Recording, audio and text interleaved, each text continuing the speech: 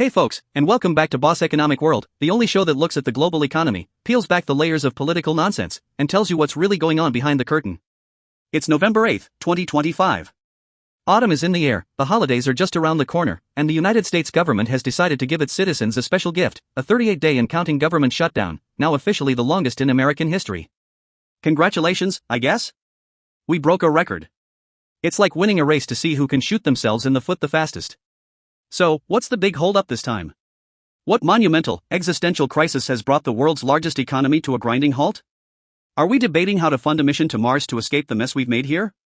Are we arguing over a revolutionary new energy source? Nope. It's about health insurance subsidies. Let's be specific, we're talking about the Affordable Care Act, or ACA, tax credits. Think of it like this, the government is offering a coupon to millions of Americans to help them afford their monthly health insurance bill. Democrats want to make this coupon a permanent fixture, like that one friend who crashes on your couch and just never leaves. Republicans, on the other hand, are looking at the coupon and saying, this is getting a little expensive. Maybe we should just offer it for a limited time, or maybe not at all. And for this disagreement, they've decided to shut down the entire federal apparatus. It's the political equivalent of two roommates arguing so intensely over whether to renew their Netflix subscription that they stop paying the rent, the power bill, and the water bill, and now the entire apartment building is on fire and the plumbing has backed up. But hey, at least they're standing on principle, right? So, here's the play-by-play from Capitol Hill, a place where logic goes to die.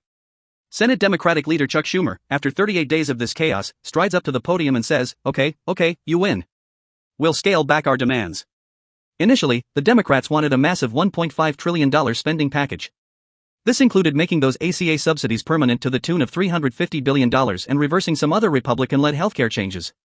It was their Christmas wish list. Now, Schumer is offering what he calls a simple compromise. Instead of making the coupon permanent, how about we just extend it for 1 year?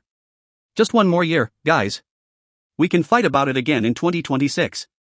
He says a deal could be done within a few hours. You can almost hear the desperation in his voice. He's like a hostage negotiator offering the bad guys a slightly smaller pizza if they'll just let the federal employees go. And what was the Republican response? Senate Leader John Thune, bless his heart, stepped up and called the offer a non-starter. A non-starter. For the finance folks watching, that's the political equivalent of a company wildly missing its earnings estimate. It's a dud. But then, in the same breath, Thune adds that this offer indicates progress. Progress? How is a non-starter offer progress? This is a classic example of Washington speak, where words have no objective meaning. It's like your mechanic telling you, well, the engine completely exploded, which is a non-starter for driving. But the fact that it made a loud bang shows there's still energy in the system, and that's progress. What he really means is, they're starting to crack. As Thune himself said, they're feeling the heat. This isn't a negotiation, it's a game of chicken. It's two drivers speeding toward each other, and Schumer just blinked. He flinched. He didn't swerve, but he flinched. And in the high-stakes, ego-driven world of Washington, D.C., a flinch is as good as a surrender. Meanwhile, where's the man in the Oval Office? President Trump, back for another term and clearly loving the drama, urged the Senate to stay in town and hash it out. A real leader, keeping their feet to the fire. Except, he's also packing his bags for his Mar-a-Lago retreat in Florida. He'll be back on Sunday, though, for an NFL game. You cannot make this stuff up. The government is paralyzed, millions are facing real hardship, and the president's schedule is split between his Florida golf club and a football game. It's the ultimate let them eat cake moment, but with a modern, reality TV twist. The captain of the ship is telling the crew to keep bailing water while he heads to the first-class lounge for cocktails. Now, this is the part where we leave the absurd theater of Washington and enter the real world, where the shutdown isn't a headline, it's a crisis. 1. The skies go silent. You might have noticed it's gotten harder to book a flight. That's not your imagination. Airlines are canceling flights by the thousands. Why? Because the people who make sure planes don't run into each other, air traffic controllers, are federal employees. And they are not getting paid. The FAA, which is also partially shut down, has ordered airlines to start cutting flights. It started with a 4% reduction at 40 major airports. By next week, they're targeting a 10% cut.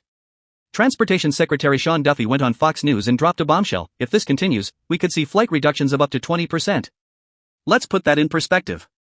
Before the pandemic, the U.S. aviation system handled about 45,000 flights per day. A 20% reduction means 9,000 flights, gone. Every single day. That's not just an inconvenience. That's an economic coronary artery blockage. Think about the ripple effects. Business deals delayed. Supply chains for critical components, from microchips to medical supplies, severed. Families separated. A $1.5 trillion industry, which accounts for over 5% of US GDP, is being systematically choked. We're talking billions of dollars in lost economic activity per week. And what's the market doing? This is my favorite part. Airline stocks like American, Delta, and United actually rose today. Why? Because investors heard the word compromise from Schumer and thought, the end is near. They're not trading on the reality of today, which is chaos, they're gambling on the hope of tomorrow. It's the ultimate triumph of optimism over experience. The market is basically saying, yes, the house is on fire, but I hear they're calling the fire department, so I'm buying more shares in the house. 2. The Hunger Games. This is the part that's not funny at all. The shutdown has paused food assistance for 42 million Americans. Let that number sink in. 42 million. That is more than the entire population of Canada. It's more than the population of California. 1 in every 8 Americans, including millions of children, seniors, and people with disabilities, relies on the Supplemental Nutrition Assistance Program, or SNAP, to buy groceries.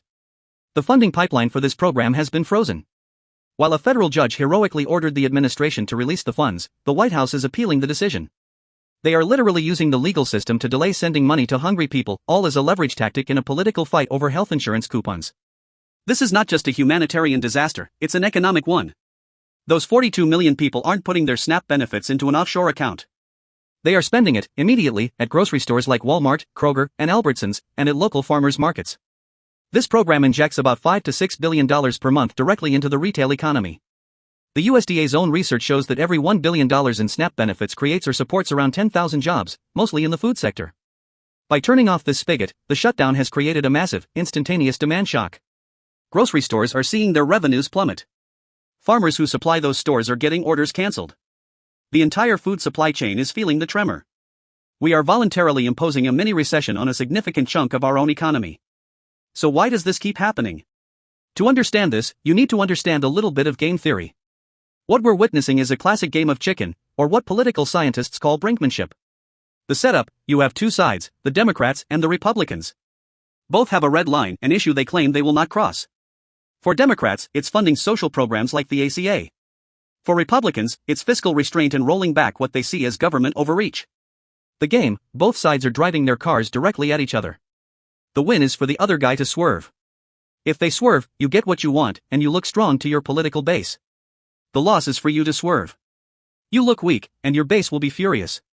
The worst possible outcome is a head-on collision, a prolonged, damaging shutdown where everyone gets hurt. The strategy: the key to winning is to convince your opponent that you are absolutely, certifiably crazy enough to not swerve. You have to make them believe that you are perfectly willing to accept the collision. You do this by making big, public pronouncements, threatening your political opponents, and, like President Trump, acting completely unbothered by the impending crash by planning a golf trip. Schumer's compromise was a flinch. He signaled he might be willing to swerve. Thune's non-starter comment was an attempt to press that advantage, to stare even harder and say, "I'm not swerving an inch." The problem is that in recent years, the political incentives have changed. For many politicians in highly polarized districts, swerving is now seen as a bigger political risk than crashing. Their voters would rather see the whole government burn down than see their representative give in to the other side. So, the rational move, from a purely political self-preservation standpoint, is to refuse to compromise. This is why we've lurched from crisis to crisis, from debt ceiling standoffs to government shutdowns. The political incentives are fundamentally misaligned with the economic well-being of the country. While the stock market is popping champagne corks over a non-starter offer, the real economy is bleeding. The nonpartisan Congressional Budget Office estimated that the 2018 to 2019 shutdown, which lasted 35 days, cost the U.S. economy a permanent $3 billion, on top of $8 billion in temporarily delayed activity. This shutdown is already longer and more severe. A back-of-the-envelope calculation suggests we're likely torching at least $20 to $25 billion in real economic output, and that number grows by over $1.5 billion every single day this continues. For every week the government is shut down, it shaves about 0.1 to 0.2 percentage points off quarterly GDP growth. We are literally paying to make ourselves poorer. But the most insidious cost is one that doesn't show up on a spreadsheet: the erosion of trust. Think about the US's position in the world. The US dollar is the world's reserve currency. US Treasury bonds are considered the safest investment on earth. Why? Because for centuries, the world has operated on one core assumption: the United States government is stable, reliable, and always pays its bills. These shutdowns are a sledgehammer to that reputation. In 2011, S&P downgraded the U.S. credit rating for the first time in history after a debt ceiling fight. In 2023, Fitch did the same thing, explicitly citing a steady deterioration in standards of governance over the last 20 years, including on fiscal and debt matters. Every time this happens, we show the world that our political system is so dysfunctional we're willing to default on our duties, whether it's paying our federal workers, funding our air traffic control system, or feeding our most vulnerable citizens. International investors and central banks watch this and think, maybe holding all our reserves in US dollars isn't such a safe bet after all. It's like having a landlord who was famous for being reliable, and then one day you find him in the front yard setting fire to his own wallet. You might start looking for a new apartment. So where does this leave us? We have a political system locked in a self-destructive feedback loop, where the incentives reward brinkmanship over governance. We have real, tangible economic damage accumulating every single day in our airports, in our grocery stores, and in our nation's GDP. We have a stock market that is so addicted to hopium and the idea of a pivot that it rallies on the faintest, most contradictory signs of a resolution, completely ignoring the underlying damage being done. And we have political leaders who are playing a high-stakes game of chicken, with the livelihoods of federal workers, air travelers, and 42 million hungry Americans as the chips on the table. The tragic irony is that the actual amount of money they're fighting over for the one-year ACA extension, roughly $30 billion, is about the same amount of money the economy is losing because of the shutdown they created to fight over it. They are burning down the house to argue over the color of the curtains. So as you watch the headlines and see the stock market tickers flash green, remember the full picture. The progress is an illusion born of desperation. The market rally is a bet, not a reality. And the real cost is being paid not by the people in Washington, but by everyone else. This isn't a bug in the system anymore, folks. It's starting to look like a feature.